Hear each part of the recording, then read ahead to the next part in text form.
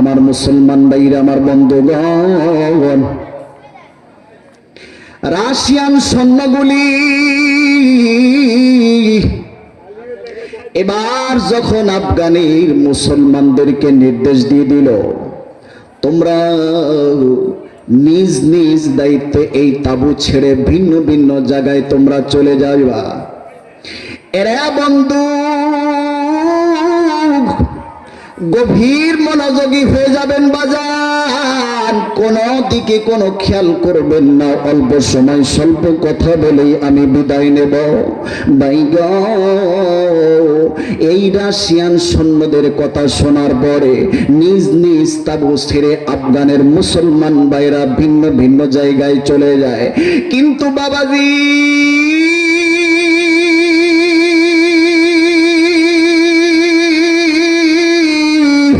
ওই জায়গায় ওই তাঁবুর ভিতরে ছিল একজন মা, গর্ভবতী মা, মায়ের পেটে সন্তান।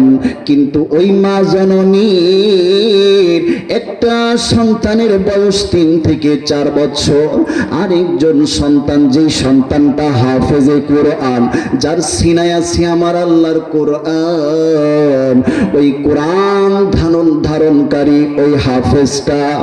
এরা বন্ধু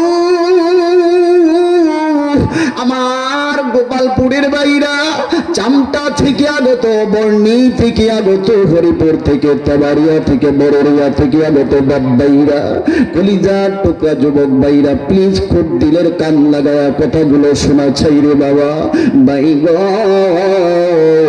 এই মহিলা এবার চিন্তা করতে লাগলো, আহারে মানুষগুলি এখান থেকে চলে যায়, কিন্তু আমি কেমন করে যাব গো আল্লাহ।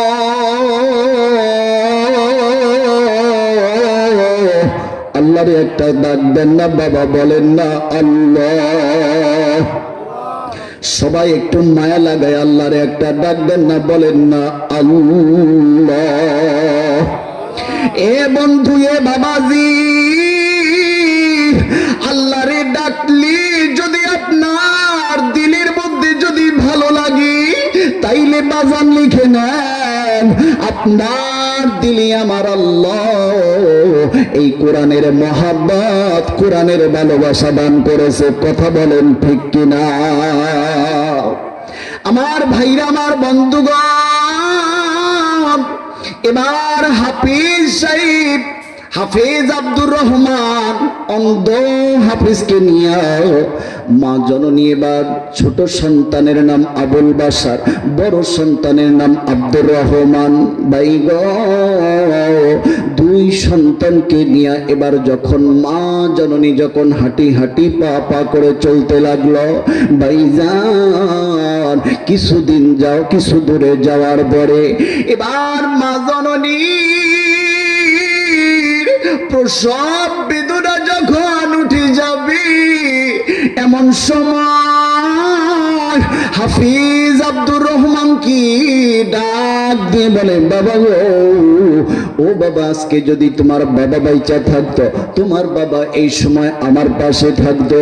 বাবা রে, আমার তো এই দুনিয়ায় স্বামী নাই রে বাবা, এখন আমার টাকার দরকার, কোথায় পাবো আমি টাকা?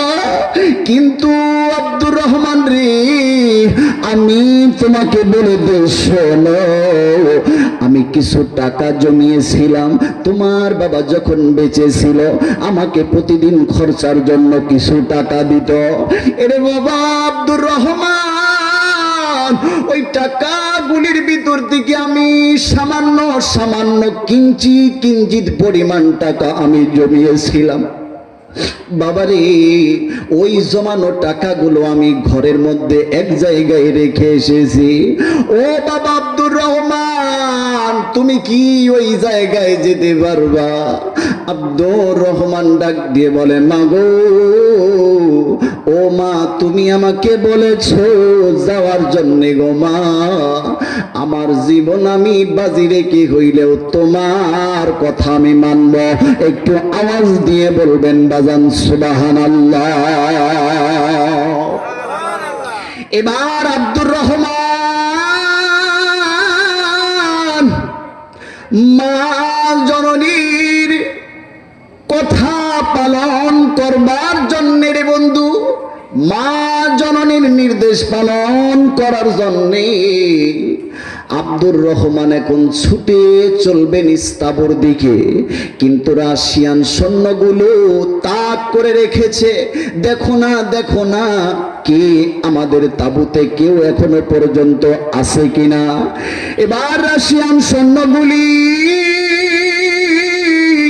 দুর্পিট লাগায়া দেখে একজন যুবক মানুষ, কেমন জানি তার সিনার ভিতরে কুরআনুল কারীম দেখা যায়। এই দৃশ্য দেখার পর এবার রাশিয়ান সৈন্যদের চিফ কমান্ডারকে ডাক দিয়ে বলে, ও নেতাজি, ওই যে দেখা যায় এখনো পর্যন্ত তাঁবুর মধ্যে কে জানি আছে। এই কথা বলার পর এবার দ্রুত গতিতে তাকে পাকড়াও করো। চলে গেল আব্দুর রহমানের কাছে। আব্দুর রহমানের কাছে যাইয়া ডাক দিয়ে বলে, রে বৎস, তুমি কি তালেবান নি? বলে, না না না, আমি তালেবান নই, কিন্তু আমি একটা কিতাবের শিক্ষা অর্জন করেছি। ও ভাইরা, আমি আল্লাহর পক্ষ থেকে নাজিলকৃত আমার আপনার নবী নবী মুহাম্মদ নবীর উপরে 30 পারা কোরআনের আমি হাফেজ। একটু জোরে জোরে বলেন সুবহানাল্লাহ। এই কথা বলার পর এবার ওই রাশিয়ান সৈন্যগুলি আব্দুর রহমানকে ডাক দিয়ে বলে, আব্দুর রহমান রে, তুমি এখন আমাদের হাতে বন্দী হয়ে গেছো, তুমি এখন আমাদের হাতে বন্দী হয়ে গেছো, তোমাকে আর ছাড়া যাবে না, তোমাকে আর এখান থেকে আমরা ছাড়বো না। বলে, কেন আমাকে ছাড়বেন না? বলে, তোমাকে ছাড়তে পারি, কিন্তু একটা শর্ত তোমাকে জুড়ে দিলাম। বলে, কি শর্ত? কি শর্ত বলে দেন। বলে, শর্তটা হইল, তুমি যদি এই যে আমাদের দেখতেছো সাজুয়া ট্যাঙ্কগুলো সারিবদ্ধভাবে সাজানো আছে, ওই সাজুয়া ট্যাঙ্কে শুনেছি তোমাদের কোরআন নাকি সত্য, তোমাদের কোরআন নাকি হেদায়েতের পথ দেখায়, তোমাদের কোরআন দিয়ে নাকি আমল করলে আল্লাহ কবুল করে নেয়। তা যদি তুমি প্রমাণ করতে পারো, এই যে আমাদের সাজুয়া ট্যাঙ্কগুলি আছে, এই ট্যাঙ্কগুলিতে যদি আল্লাহর কোরআন দিয়া যদি আগুন লাগায়া দিতে পারো, তাইলে মনে করব তোমার কোরআন সত্য, তোমাদের ধর্ম সত্য, আমরাও তোমাদের ধর্ম গ্রহণ করব। এরে বন্ধু,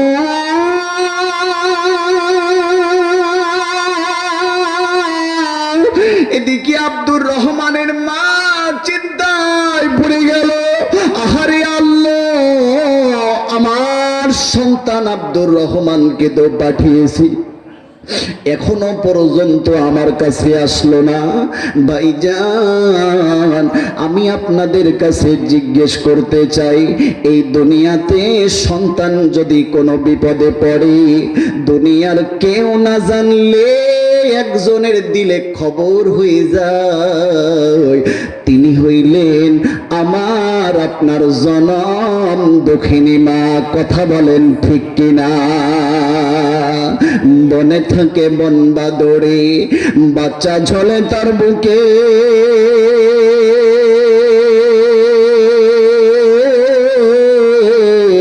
তবুও মায়ে বাচ্চা ভুলে না, হাজার দুঃখে পড়িলে। কথা বলেন ঠিক কিনা? বিদেশেতে যদি কারো সন্তান মারা যায়, পশু পাখি না জানিতে জানে তা তাহার মায়। কথা বলেন ঠিক কিনা? একটু জিকির করি লা ইলাহা, মোহাব্বতে আওয়াজ দিয়ে লা ইলাহা, জোরে লা ইলাহা, লা ইলাহা ইল্লাল্লাহু মুহাম্মাদুর রাসূলুল্লাহ। সকলেই বলি সাল্লাল্লাহু আলাইহি ওয়াসাল্লাম।